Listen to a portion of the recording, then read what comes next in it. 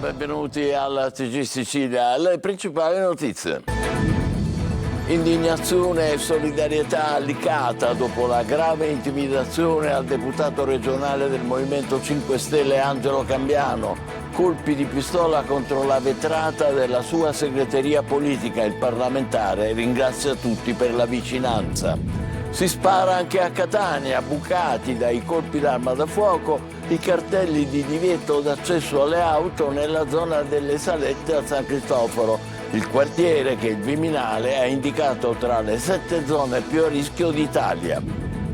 Inquietante giallo a Vittoria, pestato la notte di San Silvestro, muore in ospedale dopo 48 ore. Appartenente a una nota famiglia di venditori di ferramenta, l'uomo potrebbe essere stato ucciso in casa e a mani nude.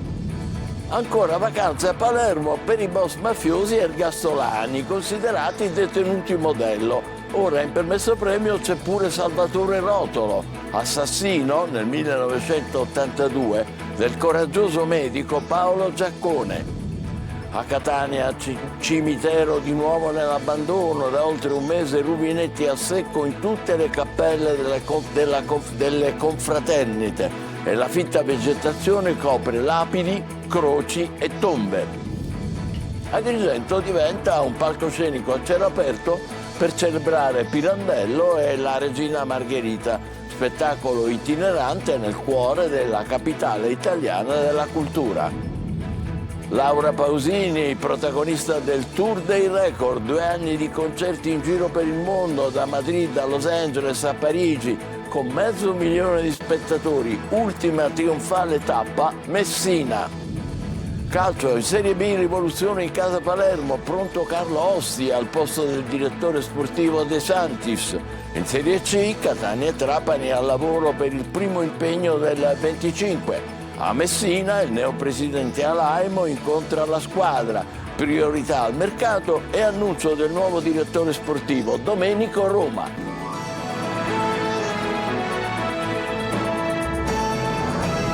Bentrovati. A Licata, all'indomani della grave intimidazione a colpi di pistola contro la segreteria del deputato regionale Angelo Cambiano, solidarietà del sindaco di Agrigento, dell'Anci Sicilia, l'associazione dei comuni, e dell'arcivescovo Damiano. Emanuela Corsi. A Licata si indaga dopo l'atto intimidatorio nei confronti del deputato pentastellato Angelo Cambiano. 4 colpi di pistola esplosi ieri contro la vetrata della sua segreteria di Corso Serrovira. All'indomani dell'episodio il parlamentare siciliano affida il suo stato d'animo a un breve comunicato. Atti del genere turbano sicuramente chiunque. Un ringraziamento va alla magistratura e agli inquirenti che si sono subito attivati per fare piena luce su questo episodio. Nei confronti di Cambiano tanti messaggi di solidarietà da parte del mondo politico e delle istituzioni. Desidero ringraziare, continua la nota, l'intera comunità e la politica su tutti i fronti, locale, regionale, nazionale ed europeo, che mi hanno fatto sentire la loro vicinanza e il loro calore. Un sentito grazie va anche alla Chiesa, che fin da subito ha dimostrato solidarietà in questo momento di difficoltà. Quella di ieri non è la prima intimidazione subita dal 43enne deputato dell'Assemblea regionale siciliana. Già a maggio del 2016, all'epoca sindaco di Licata, era stata incendiata la sua casa di campagna. Cambiano aveva incentrato tutta la sua sindacatura sulla lotta contro l'abusivismo edilizio, in particolare per le case che da decenni occupano la fascia entro i 150 metri del litorale licatese. Mentre viveva sotto scorta per le minacce subite, ad agosto del 2017 venne sfiduciato dal Consiglio Comunale. Dopo la sua adesione al Movimento 5 Stelle è stata eletta all'ARS alle ultime regionali del 2022. Gli agenti della squadra mobile di Agrigento e la scientifica ora indagano per fare luce sulla vicenda che ha scosso e indignato la comunità. Spari anche a Palermo, 4 colpi di pistola contro la persiana di un'abitazione in via Noce. Secondo la polizia è probabile che qualcuno abbia voluto festeggiare l'arrivo del nuovo anno esplodendo non soltanto botti e petardi, ma anche in questo modo insensato e pericoloso. Sanguinoso giallo a Vittoria, pestato la notte di San Silvestro, muore in ospedale dopo 48 ore. Appartenente a una nota famiglia di venditori di ferramenta, l'uomo potrebbe essere stato ucciso in casa e a mani nude. Veronica Barbarino. Fatto avvolto nel mistero è la morte di Valentino Di Bona, quarantenne vittoriese, conosciuto in città per essere il figlio di una nota famiglia di venditori di ferramenta.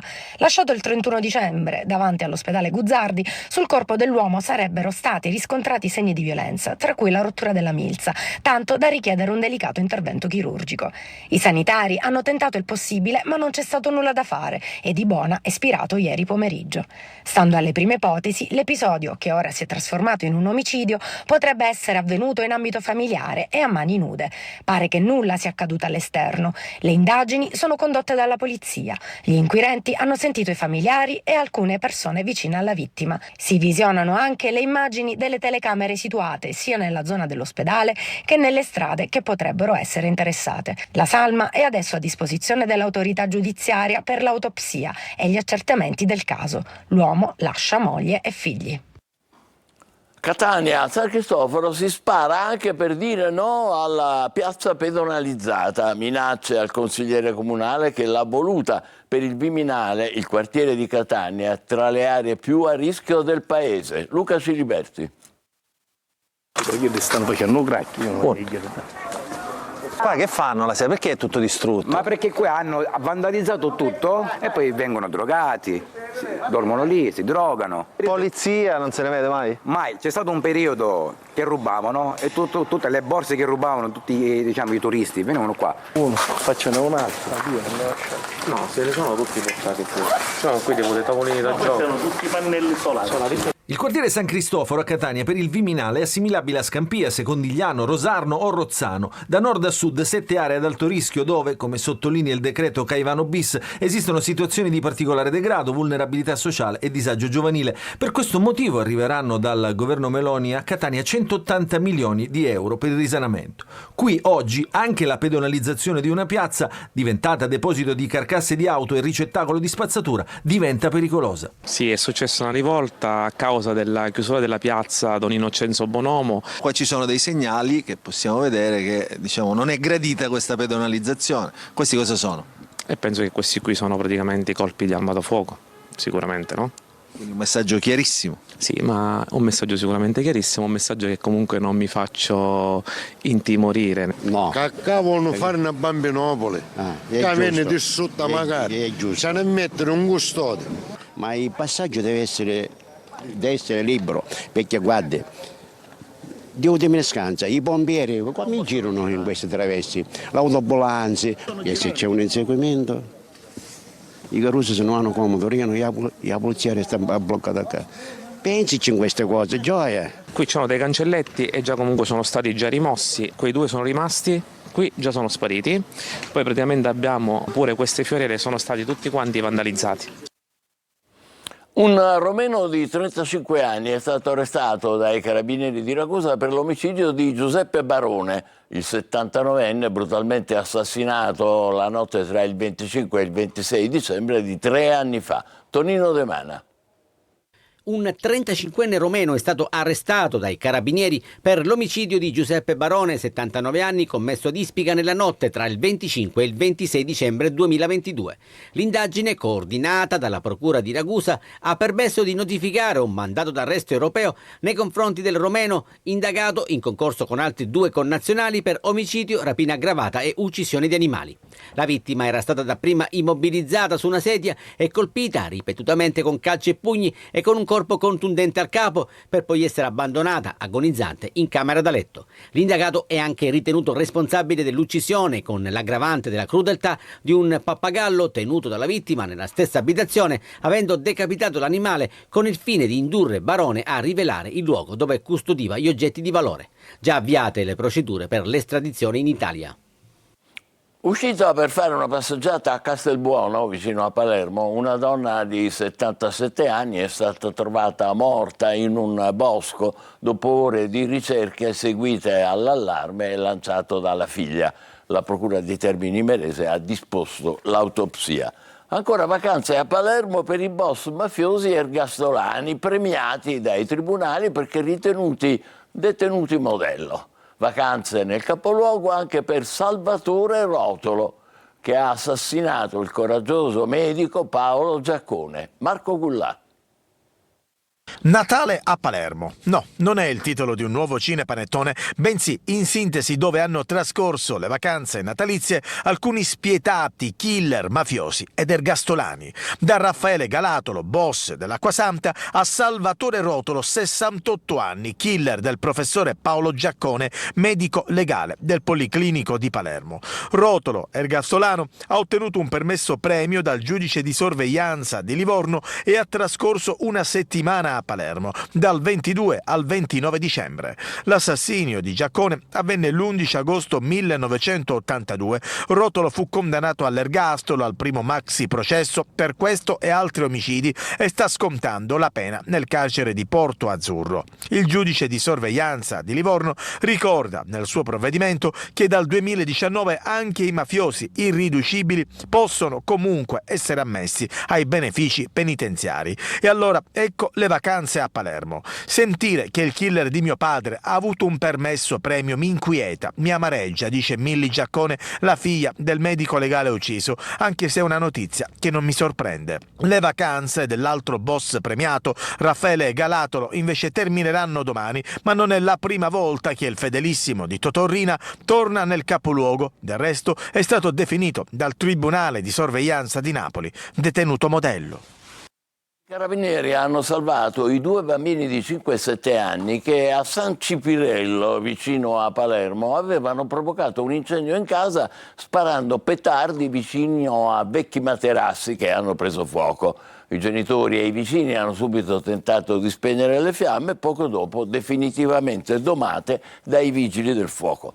Catania, torna nell'oblio il cimitero. Da oltre un mese rubinetti a secco in tutte le cappelle delle confraternite e la fitta vegetazione copre lapidi, croci e tombe. Off limits i servizi igienici. Tonino De Mana.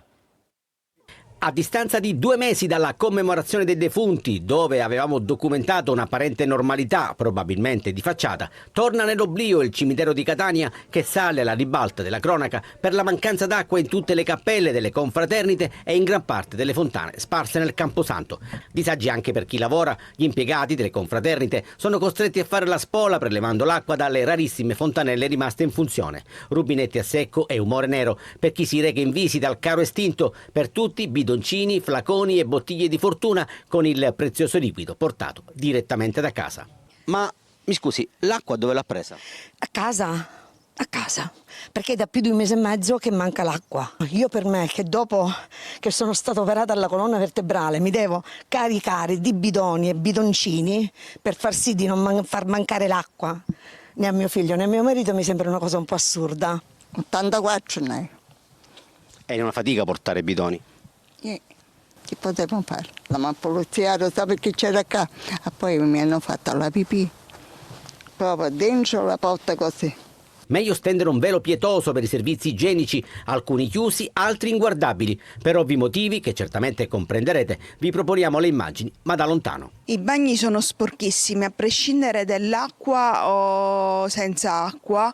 Io a volte per andare in bagno vado nei bagni della confraternita. Certo non si può dire che il verde non c'è, ma è incolto e la rigogliosa vegetazione copre totalmente croci, lapidi e tombe per uno spettacolo mortificante. È una piaga periodica che non si riesce a risolvere. Restiamo a Catania, dove una donna ha dimenticato la figlia di soli 4 anni in una stazione di servizio sulla tangenziale. La madre, quando ormai in centro, si è accorta che la bambina non era seduta sul sedile di dietro della macchina, è tornata nella stazione di servizio, dove ha potuto riabbracciare la bambina, della quale nel frattempo si era preso cura l'equipaggio di una volante della polizia che ha denunciato la donna per abbandono di minore. Eni Versalis da mercoledì scorso ha cessato le attività negli impianti di polietilene di Ragusa. Le ipotesi di ricollocamento dei lavoratori in altri siti sono vaghe e il nuovo anno, insomma, inizia carico di preoccupazione. Veronica Barbarino. Stop al petrolchimico. Eni Versalis, come annunciato, dal 1 gennaio ha cessato le attività negli impianti di polietilene di Ragusa. Quelli di Tracking a Brindisi e Priolo verranno invece fermati nel corso del 2025. La chiusura è parte di un piano ambizioso di trasformazione orientata alla decarbonizzazione del business chimico di Eni. Una decisione che ha lasciato 120 lavoratori dello stabilimento di Ragusa senza un impiego e con un futuro incerto, e oltre 300 lavoratori dell'indotto senza concrete alternative e in attesa degli ammortizzatori sociali. Le ipotesi di ricollocamento presso altri siti sono vaghe. Non sappiamo quelli che potrebbero essere i cronoprogrammi, quindi non ci sono dei tempi certi, non sappiamo qual è l'ammontare di un eventuale investimento e soprattutto non sappiamo il numero di lavoratori coinvolti in questi nuovi piani, sia per quanto riguarda il diretto che l'indotto. Ci sono delle iniziative allo studio, ma poco concrete. Ed a tal proposito, nei giorni scorsi, come organizzazioni sindacali, CGL, UIL, FILCTEM e Wiltec, abbiamo scritto al Presidente della Regione, all'assessore alle attività produttive, proprio per fare chiarezza rispetto a quelli che sono questi punti e come Eni intende mantenere la propria presenza nel territorio ragusano. E quindi un inizio di anno amaro e non con poche preoccupazioni, non solo per i lavoratori, ma anche per l'economia della provincia ragusana. Passiamo allo spettacolo, il teatro nella città. Agrigento diventa un palcoscenico a cielo aperto per celebrare Luigi Pirandello e la Regina Margherita. Spettacolo itinerante nel cuore della capitale italiana della cultura. Davide Sardo. In un'atmosfera di festa e magia, il Teatro Pirandello ha varcato simbolicamente i suoi confini per trasformare Agrigento in un suggestivo palcoscenico a cielo aperto. La straordinaria performance itinerante che ha animato il cuore della città ha riportato in vita personaggi storici legati al mondo del teatro, tra cui la Regina Margherita e Luigi Pirandello. Il cuore di Agrigento credo che voglia rappresentare la storia di Agrigento, la cultura, l'anima culturale, tra cui sicuramente il grande Luigi Pirandello. La Regina Margherita ha percorso la suggestiva via Atenea a bordo di una carrozza trainata da un cavallo partendo da Porta di Ponte e dirigendosi verso il Teatro Pirandello tra due ali di folla. Un tuffo nel passato per conoscere personaggi storici e di fantasia scritti dal sommo Pirandello, per immergerci nella cultura che è stata perpetuata negli anni dal Teatro Pirandello, prima Teatro Margherita. L'iniziativa unisce storia, cultura e teatro, arricchito dal calore delle festività natalizie ed inizio anno, per celebrare l'anima artistica ed il patrimonio culturale della città di Agrigento.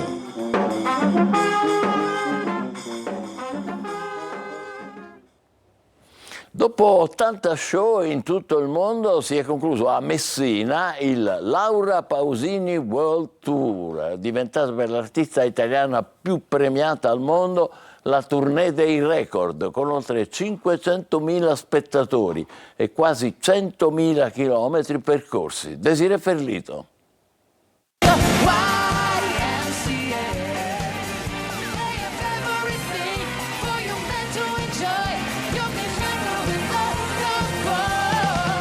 Un immenso show dove sventolano le bandiere della Trinacria per augurare a tutti un buon 2025. Si è concluso in Sicilia dopo 2 anni il Laura Pausini World Tour, che ha visto l'artista italiana più premiata al mondo esibirsi per l'ultima tappa al Pala Rescifina di Messina, un midile indimenticabile con i più grandi successi della disco music.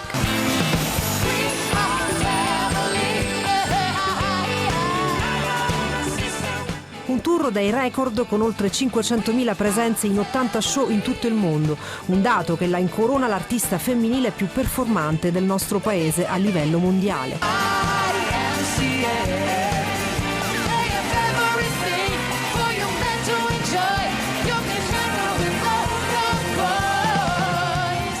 Uno show colossale, 94.422 chilometri percorsi, Madrid, Houston, Los Angeles, Orlando, Miami, Chicago, Lisbona, Zurigo, Parigi e infine nella Grande Mela, con un memorabile show in 5 lingue, fino alla Sicilia, omaggiata dall'artista anche nella scelta dei suoi spettacolari outfit, firmati dallo stilista messinese Fausto Puglisi.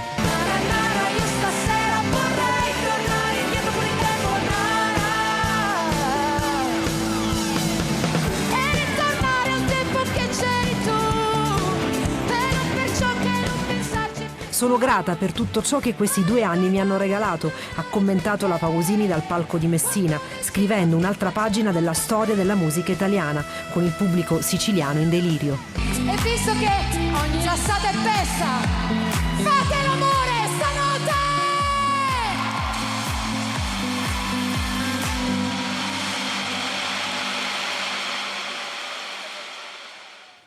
Fantastico spettacolo, facciamo la nostra consueta pausa, tra poco per il calcio la rivoluzione in casa Palermo con l'arrivo del nuovo direttore sportivo e le prime dichiarazioni della nuova proprietà del Messina. State con noi, vi aspettiamo.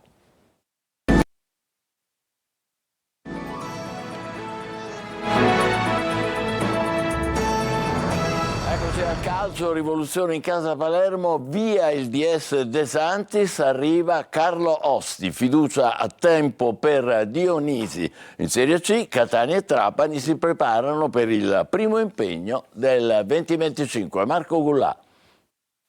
Rivoluzione d'inverno, il Palermo volta pagina, fuori il DS Morgan De Santis, dentro Carlo Osti, ex Atalanta e Sampdoria. Per Osti, che può sfruttare l'ottimo rapporto con Bigon, è previsto un accordo fino a fine stagione con possibilità di riconferma per il futuro. Resterà invece sulla panchina rosenero Alessio Dionisi. Il City Group aveva pensato anche ad un cambio di allenatore, ma il casting di tecnici non ha convinto il club. Per Dionisi una fiducia comunque a tempo, se i risultati non dovessero migliorare, allora si procederebbe all'esonero. Domani intanto ripresa degli allenamenti a Torretta in vista del primo impegno del 2025, quello di giorno 12 al Barbera contro il Modena. Serie C, marcia d'avvicinamento del Catania per la sfida di domenica alle 15 a Benevento, match che sarà trasmesso in diretta su Telecolor. Probabile che Toscano si affidi in parte agli stessi uomini che hanno battuto il Sorrento. Farroni è arruolabile e andrà in porta, in avanti la garanzia è Roberto Inglese. A proposito, nonostante un rinato Inglese già in doppia cifra in termini realizzativi e altri elementi di primo piano come Stoppa e Montalto, il Catania vorrebbe aumentare il proprio potenziale offensivo con quello che sarebbe un vero e proprio colpo. Cosimo Patierno dell'Avellino, se ne parlerà nei prossimi giorni.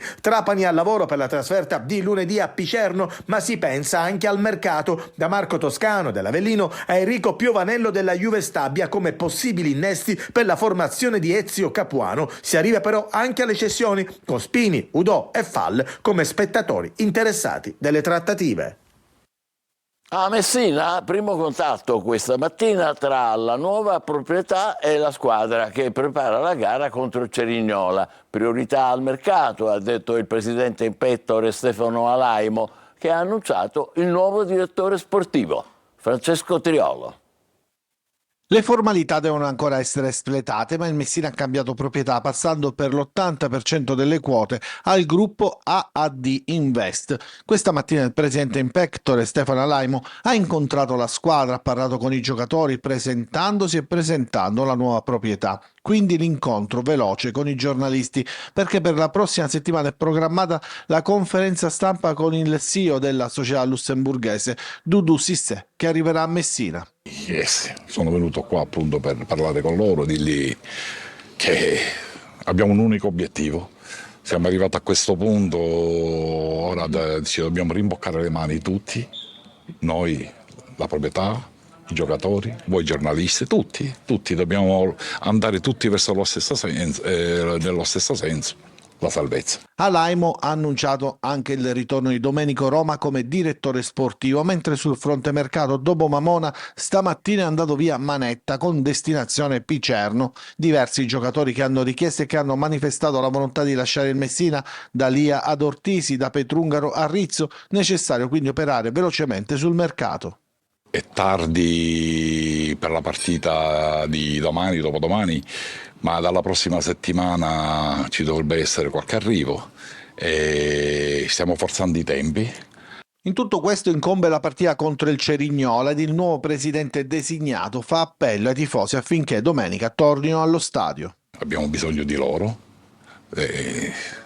Tifosi presenti allo stadio vuol dire qualche punto in più, perché per i giocatori in campo vedersi sostenuti, appoggiati è importante e questa porta punti in più e motivazioni in più. Noi ci fermiamo qui, l'appuntamento per la prossima edizione è alle 20, grazie per essere stati con noi, buon pomeriggio.